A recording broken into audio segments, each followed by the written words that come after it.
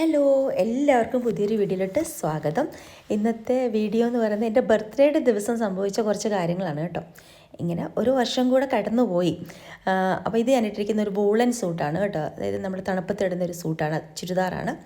അത് കഴിഞ്ഞ് അമ്പലത്തിലൊക്കെ പോകാമെന്ന് വെച്ചു. ട്യൂസ്ഡേ ആണ്, ഹനുമാൻ സ്വാമിയുടെ അമ്പലത്തിലൊക്കെ പോകാമെന്ന് വെച്ചു.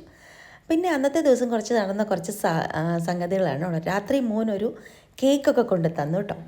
Happy birthday to you, happy birthday to you, happy birthday മമ്മ,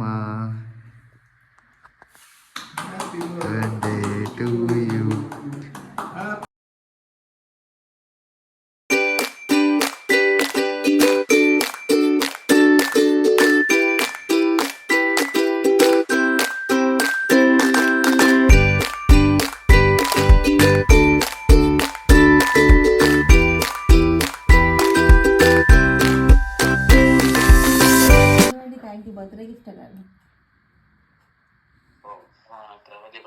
ഞങ്ങൾ പണി എന്ന് പറഞ്ഞാൽ മൂവി കണ്ടുകൊണ്ടിരിക്കുന്നത്, അവിടെ ഉറങ്ങാതിരുന്നു 12 അല്ലേ ഇറങ്ങിപ്പോയനെ. പിന്നെ ഇവർ കേക്ക് കൊണ്ടിരുന്നൊക്കെ ഞാൻ പ്ലാൻ ചെയ്തൊക്കെ ഞാൻ അറിഞ്ഞു. ബ്ലൂബെറി വാങ്ങിക്കട്ടെ ഡാഡി, ബട്ടർ. അങ്ങനെ അതൊക്കെ കഴിഞ്ഞിട്ട് അമ്പലത്തിലോട്ട് പോകണം കേട്ടോ. അമ്പലത്തിൽ ചെന്നപ്പോൾ ഭയങ്കര ക്യൂ.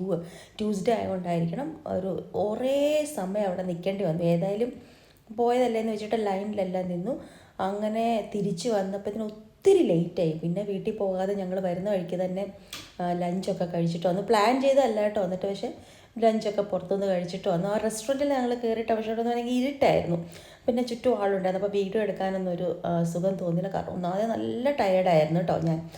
ഇതൊരു മാംഗോ അമേരിക്ക എന്ന് പറഞ്ഞിട്ടൊരു ഡ്രിങ്ക്. അത് നല്ല റിഫ്രഷിങ് ആയിരുന്നു. തണുപ്പാണെങ്കിലും ഇവിടെ ഉച്ചയാകുമ്പോൾ നല്ല വെയിലാണ്. വൈകുന്നേരം എനിക്കൊരു ഗ്രൂപ്പ് ഓഫ് ഫ്രണ്ട്സ് ഉണ്ട്, നിങ്ങൾ പല വീഡിയോയിലും കണ്ടിട്ടുണ്ടായിരിക്കും. അവർ ബർത്ത്ഡേ ആണെങ്കിൽ അവർ സമ്മതിക്കത്തില്ല സെലിബ്രേറ്റ് ചെയ്യിക്കാതെ. അവർ വീട്ടിൽ വരുന്നു, വിളിച്ചോളും. പക്ഷേ ഞങ്ങൾ എല്ലാവരുടെയും അങ്ങോട്ടും ഇങ്ങോട്ടും അങ്ങനെയാണ് കേട്ടോ. ഇതിപ്പോൾ ആദ്യം ഞങ്ങൾ എങ്ങനെയായിരുന്നു എന്ന് വെച്ചാൽ, ഒരു പാർട്ടി ത്രോ ചെയ്താലും ഇല്ലെങ്കിലും നമ്മൾ ആ ഫ്രണ്ട്സിൻ്റെ ആ ബർത്ത്ഡേ ഉള്ള ആളുടെ വീട്ടിൽ ചെല്ലും, എന്നിട്ട് അവർക്കൊരു ഗിഫ്റ്റ് കൊടുക്കും. അപ്പോൾ അവർ ഒരു ട്രീറ്റ് തരും. അങ്ങനെയായിരുന്നു. അപ്പോൾ ചിലപ്പോൾ ഒക്കെ ഇത് ഗിഫ്റ്റിൻ്റെ കാര്യത്തിൽ കൺഫ്യൂഷൻസ്, ചിലർ സെപ്പറേറ്റ് കൊടുക്കണമെന്നുണ്ട്, ചിലർക്ക് അങ്ങനെയൊക്കെ വന്ന് പിന്നെ ഞങ്ങൾ ഡിസൈഡ് ചെയ്തു ആരുടെ ബർത്ത്ഡേ വന്നാലും അന്ന് പറ്റിയില്ലെങ്കിൽ 2 ദിവസം കഴിഞ്ഞിട്ട്, അല്ല 2 ദിവസം മുമ്പ് അവരെയും കൊണ്ട് നമ്മൾ ഫ്രണ്ട്സ് എല്ലാം കൂടെ കൂടുക. എന്നിട്ട് ഒരു നല്ല ട്രീറ്റ് അവർക്ക് കൊടുക്കുക. ഗിഫ്റ്റ് കട്ട് ചെയ്ത്, ഗിഫ്റ്റ് എന്ന് പറയുമ്പോൾ എല്ലാവർക്കും ചിലത് ഇഷ്ടമാണ്, ചിലത് ഇഷ്ടമല്ല, അത് സുഖമില്ലാത്തതുകൊണ്ട് ട്രീറ്റ് കൊടുക്കുക. അതായത് പാർട്ടി നമ്മുടെ ഭാഗത്തുള്ള കേക്കും നമ്മളന്ന് കഴിക്കുന്ന ഫുഡും അതെല്ലാം ബാക്കി എല്ലാവരും കൂടെ ആ ബർത്ത്ഡേ ഗേളിന് ട്രീറ്റ് കൊടുക്കുക. അപ്പോൾ അതാണ് കേട്ടോ സംഭവിച്ചുകൊണ്ടിരിക്കുന്നത്.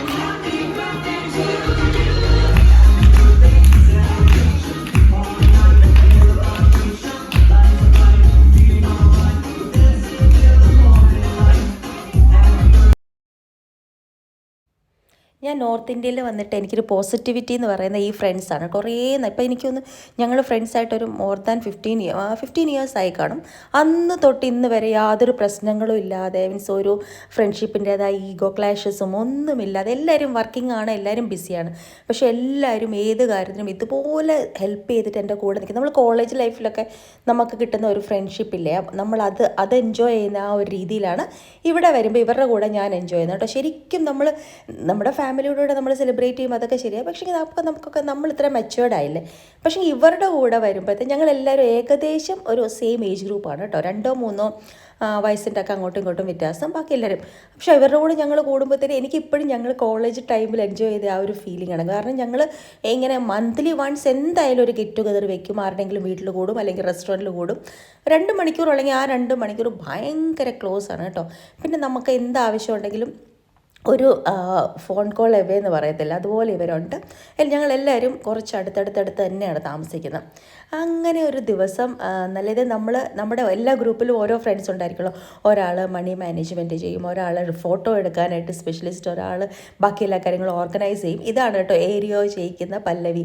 ഞാൻ പോകാറുണ്ടായിരുന്നല്ലോ ഏരിയ ലോക. ഇത് ഷെഫാലി, എല്ലാവർക്കും അറിയായിരിക്കും ഇപ്പം, കാരണം കുറേ ഫോട്ടോസിൽ വീഡിയോസിൽ ഞാൻ ഇവരെയൊക്കെ കാണിച്ചിട്ടുള്ളതാണ്. 2 പേർക്ക് വരാൻ പറ്റില്ല. ഒരു ആൾക്കാർ എന്ന് പറഞ്ഞിട്ട് എൻ്റെ ഒരു ഫ്രണ്ട്, ആൾക്ക് എവിടെയോ ട്രാഫിക്കിൽ സ്റ്റക്കായി വരാൻ പറ്റിയില്ല. പിന്നെ വേറൊരു സുഷ്മ, അവർ രണ്ടുപേരും, അവൾക്കും വീട്ടിലെന്തോ പ്രശ്നം ഉണ്ടായിരുന്നു. ബാക്കി ഞങ്ങൾ ഇത്രയും പേരുള്ളൂ കേട്ടോ.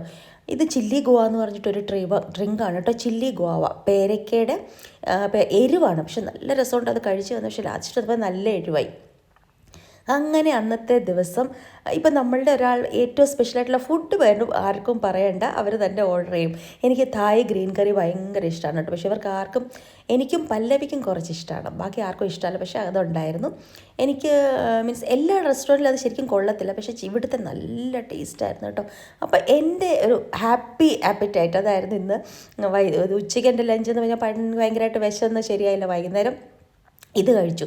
ഇനി നമ്മുടെ വീട്ടിൽ നിന്ന് എല്ലാവരും കൂടെ ഒരു ഡിന്നർ കഴിക്കാൻ പോകാമെന്ന് പറഞ്ഞിട്ടുണ്ട്. പക്ഷേ ഞാൻ നല്ല ഫുള്ളായി കേട്ടോ.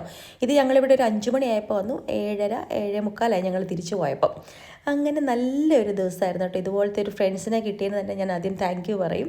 അങ്ങനെ എനിക്ക് തോന്നുന്നു എല്ലാവരുടെയും ലൈഫിലൊരു ഫ്രണ്ട്സ്, ഒരു ഗേൾസ് ഗ്രൂപ്പ് ഉണ്ടായിരിക്കണം. കാരണം നമ്മുടെ ലൈഫിനെ കുറച്ചും കൂടി ഈസി ആക്കാനും നമുക്ക് കുറച്ചും കൂടെ ചെറുപ്പമായിട്ട് തോന്നാനൊക്കെ ഈ ഫ്രണ്ട്ഷിപ്പ് സഹായിക്കും കേട്ടോ. പിന്നെ നമുക്ക് ഈ പ്രായത്തിൽ പുതിയൊരു ഫ്രണ്ടിനെ കണ്ടുപിടിക്കാൻ ഭയങ്കര ബുദ്ധിമുട്ടാണ്.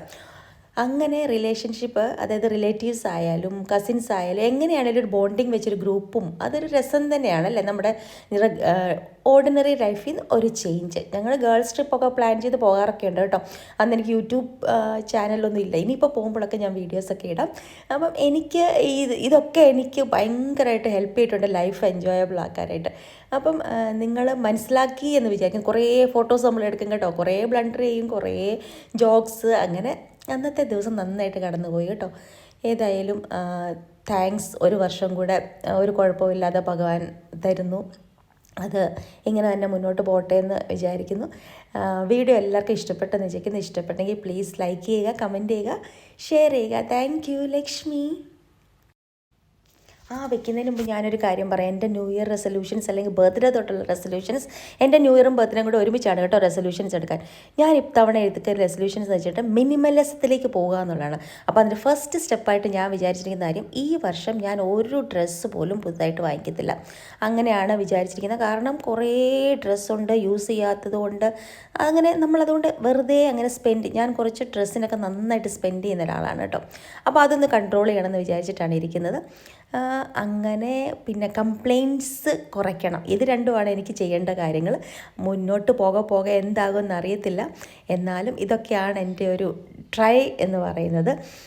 നിങ്ങളൊക്കെ റെസൊല്യൂഷൻസ് എടുത്തിട്ടുണ്ടോ? എന്തെങ്കിലുമൊക്കെ ഉണ്ടെങ്കിൽ കമൻറ്റ് പറയണേ. ഇപ്പോൾ നമ്മൾ 2025 ആയല്ലോ. പുതിയൊരാളായിട്ട് പുതിയൊരു നല്ല വർഷം എല്ലാവർക്കും ആശംസിക്കുന്നു. Happy new year to everyone. Thank you so much once again. Bye Lakshmi.